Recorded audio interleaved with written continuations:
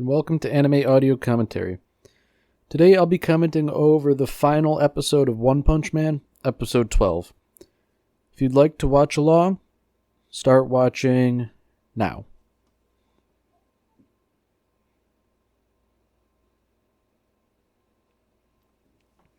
So we're picking up right from where we left off. Boros is laying into Saitama. He's lost that armor that was sort of holding in his power.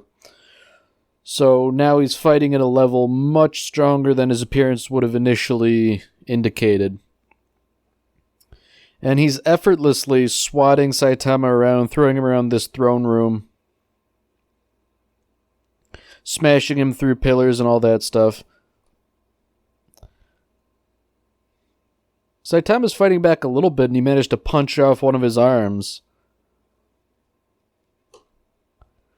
So at this point, Boros is initially impressed that Saitama can keep up with him. And similarly, Saitama compliments him on his strength. So at this point, they seem fairly evenly matched.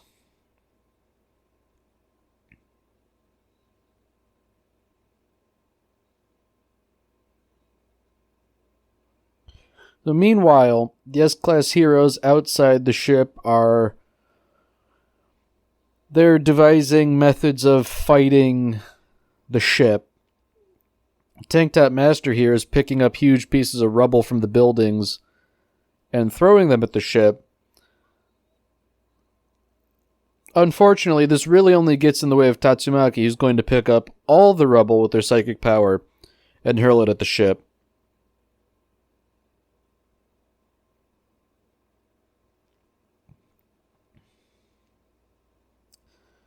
Tatsumaki's like an artillery battery in her own right, considering the rate of fire at which she can hurl debris at the ship. So by this point, all of the space pirates are starting to freak out. You know, all the lieutenants are dead, Lord Boros is caught up in a fight on personal terms, and their ship is very quickly being destroyed. So, you know, they definitely feel that they've bitten off much more than they can chew on Earth.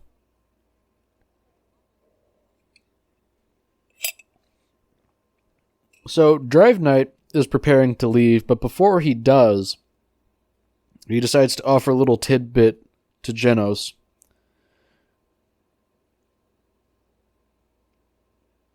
So he may just be lying or blowing smoke, but he tells Genos that Metal Knight is his enemy. And it's kind of a Chad move right there. You know, tell Genos that Metal Knight is his enemy, refuse to elaborate further, leave.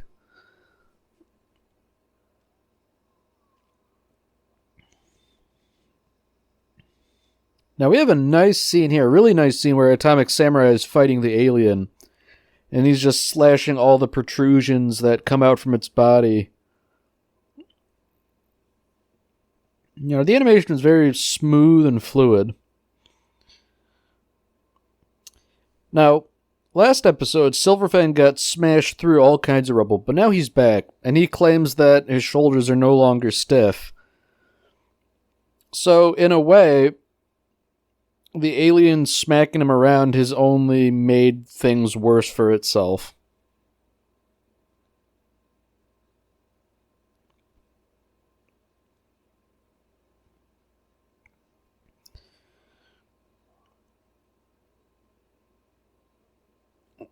So Silverfang uses his sharp mind to determine where the core of the alien will be, and before it can fully reform, he plucks it out and crushes it, thus ending, I guess, the bulk of the ground invasion. So I don't think really any other aliens had made way to the Earth itself. They were all just sort of on the ship.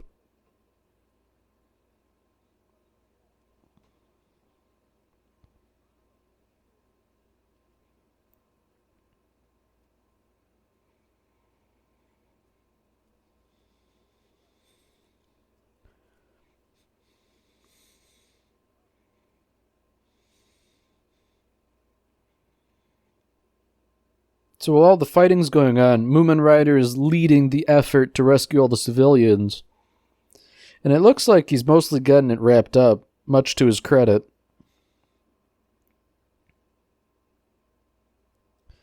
Back on the ship, Saitama and Boros continue to be fairly evenly matched. Albeit, Saitama appears to be fighting more defensively.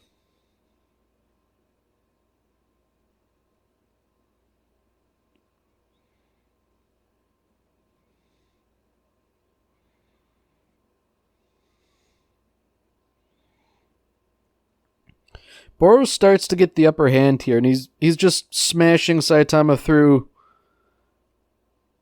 what looked to be load-bearing pillars in his throne room. So, that's not a good thing. But as much as he's smashing Saitama around, Saitama's not looking any worse for wear. Even his clothes aren't really that messed up at this point.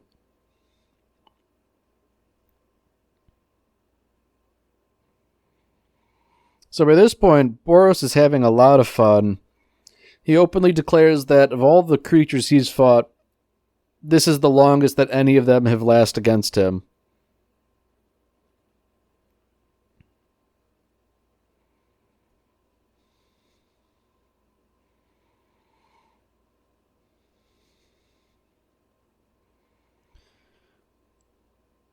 So Boros blasts this huge burst of energy that would normally vaporize things, but Saitama is decidedly unaffected.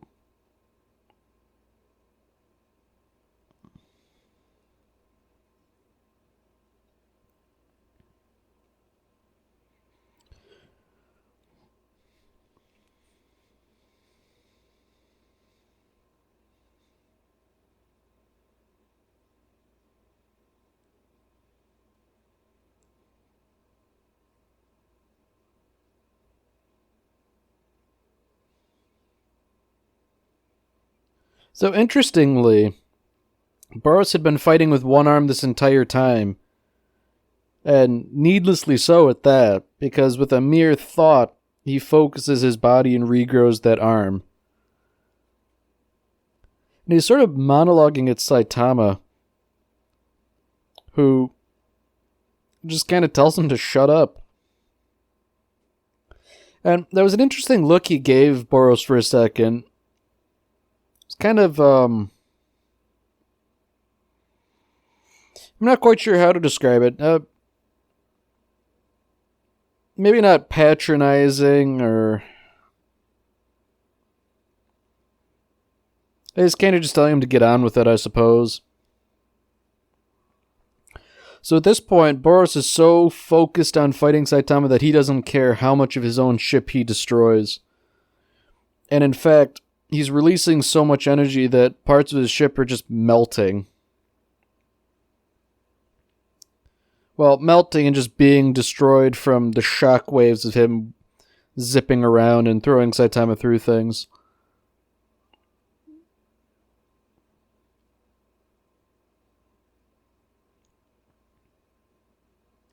Yeah, all the animation here is super smooth as Boros flies around at what are probably supersonic speeds, just battering Saitama. Now this, in my opinion, is one of the coolest scenes. Boros kicks Saitama straight off of the Earth, and he crash lands on the moon, making a pretty big crater. And Saitama's just sort of nonchalant about it. He just, holds his breath, and he kind of looks around. He, tosses a moon rock up and down, saying, like, wow, this low gravity is pretty cool. But I think I'm going to head back to Earth. And he just sort of jumps back. And there's what I think was a good sound design choice. There was either no sound or very muted sound while Saitama was on the moon. It's a nice little bit of realism that I think adds to the whole thing.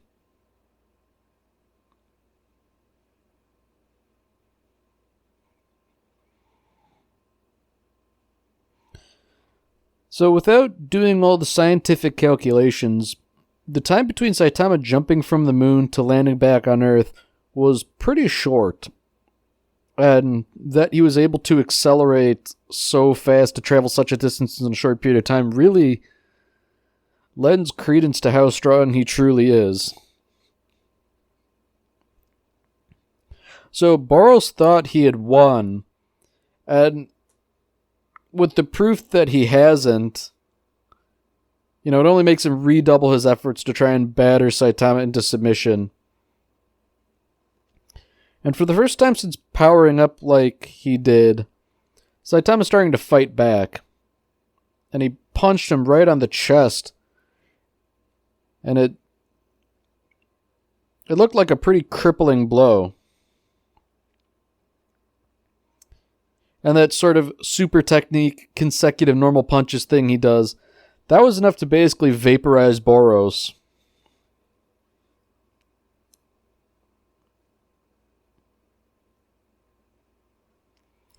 So Boros decides that this isn't about survival or anything, it's a matter of principle.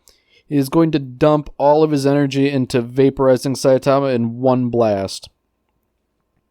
Now there's an interesting bit here, because there's that heartbeat again, which sort of mimics Saitama's dream from the first episode.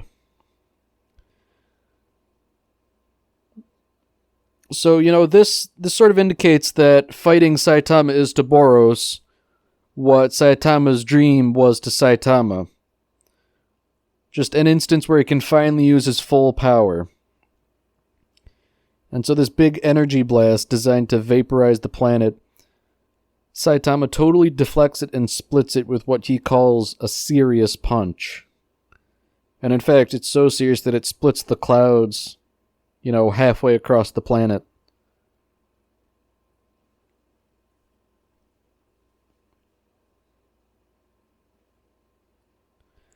So even despite that serious punch, Boros is still alive, albeit he's now a withered husk.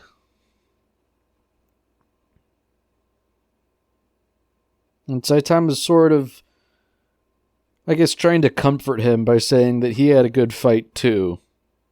But Boros knows this is a lie, and that Saitama greatly eclipsed him the entire time.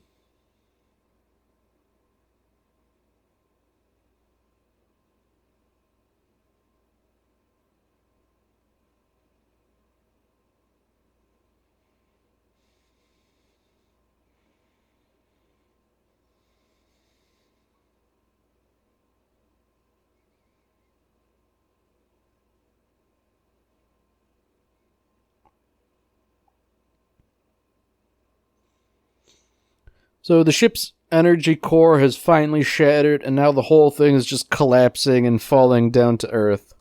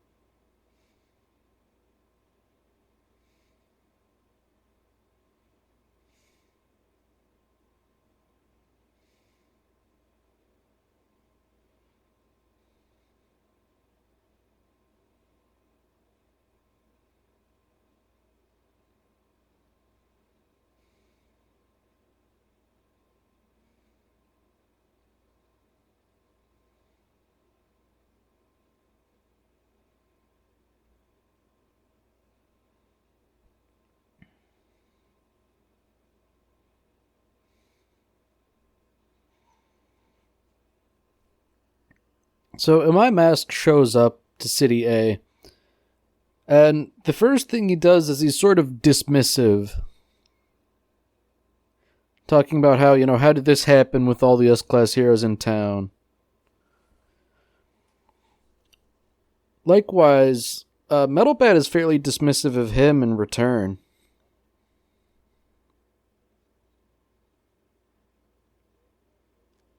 So this guy's acting like he's sort of in charge of the S-Class heroes.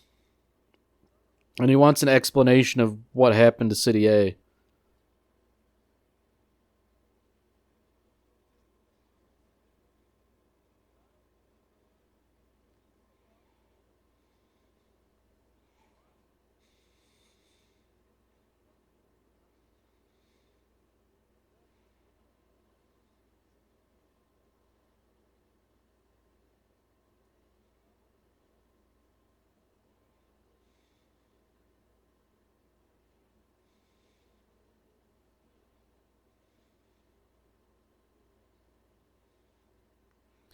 So Atomic Samurai and Metal Bat are giving pretty reasonable explanations of what happened, and My Mask is just dismissive of all of it.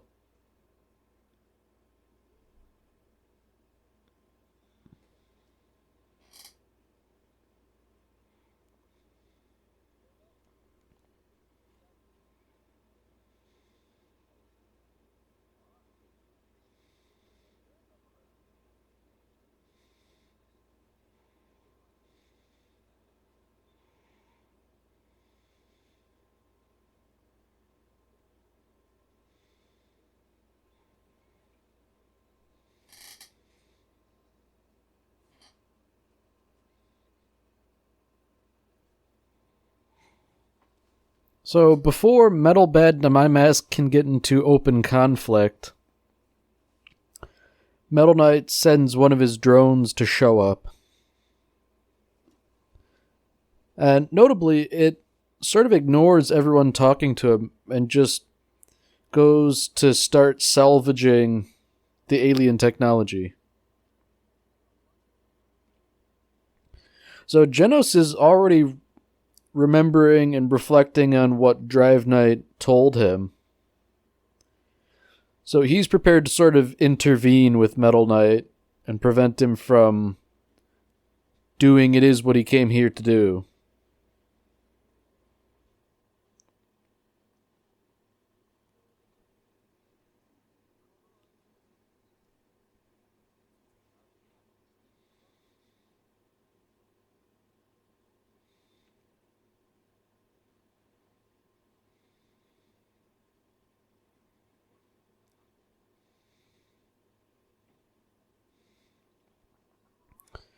So, Super Alloy Darkshine has captured some of the aliens and is holding them prisoner. And he sort of lets the rest of the heroes know. But Amaya Mask just immediately slaughters them all. And this sort of gives you some more insight into him, because he claims to be on the side of justice and this and that, but when you get down to it, he's really all about appearances, and honestly, he seems kind of evil.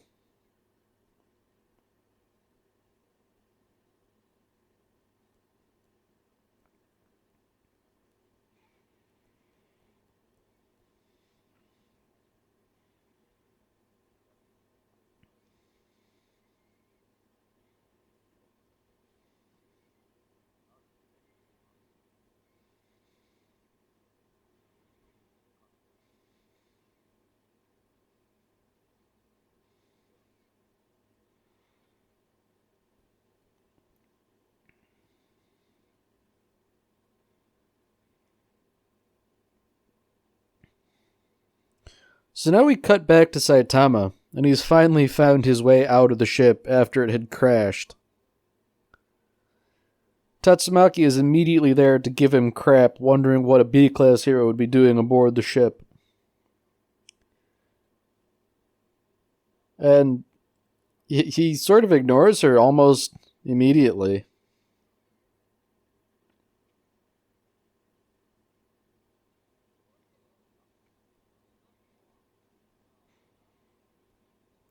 So Saitama speaks with a little more insight than everyone else about whether or not you can actually trust prophecies, considering Boros' prophecies sort of backfired on him.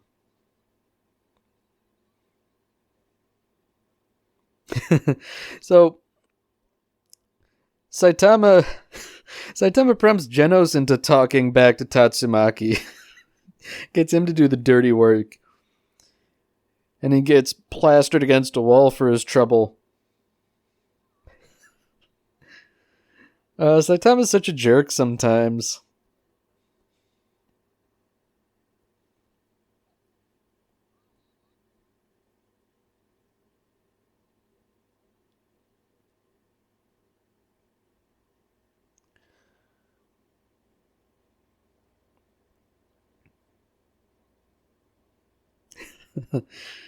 Saitama tears off one of Genos' arms as he tries to pull him out of the wall. I love the nonchalance that he says, "Oops, sorry, your arm came off."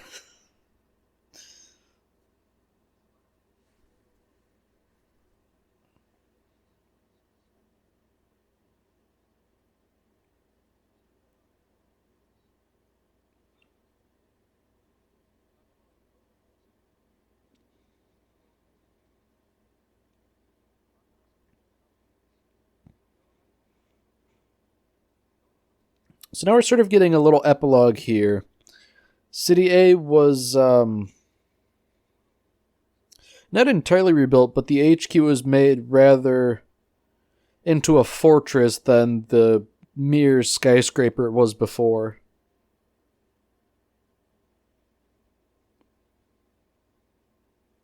Interestingly enough, they did mention that there wasn't much coverage on City A after like a couple days.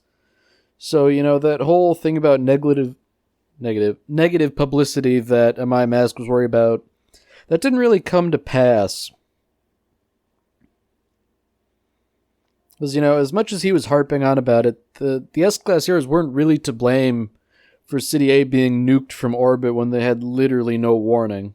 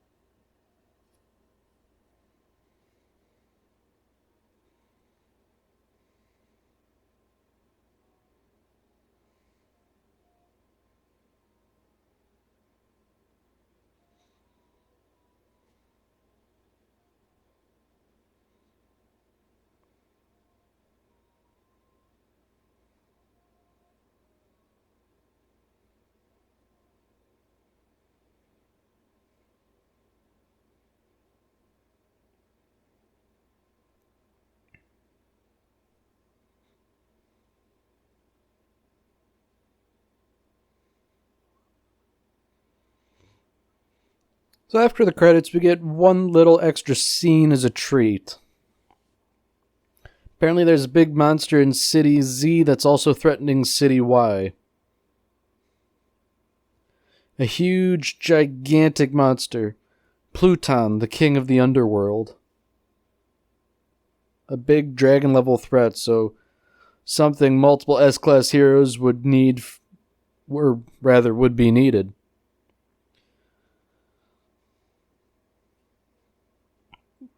And he's giving all kinds of speeches about how humans are greedy and they will be punished.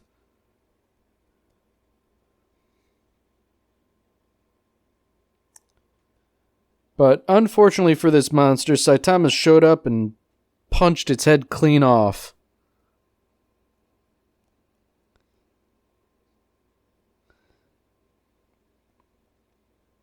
So this sort of mirrors the very first scene, where a child is saved and then the monster's killed in one punch, and Saitama despairs at having done so. It's a nice bookend for this series. Well, that's the end of this episode. If you've enjoyed it, then by all means tune in for the next episode. I haven't decided what I'll be commenting over yet, but I'm sure it'll be something good.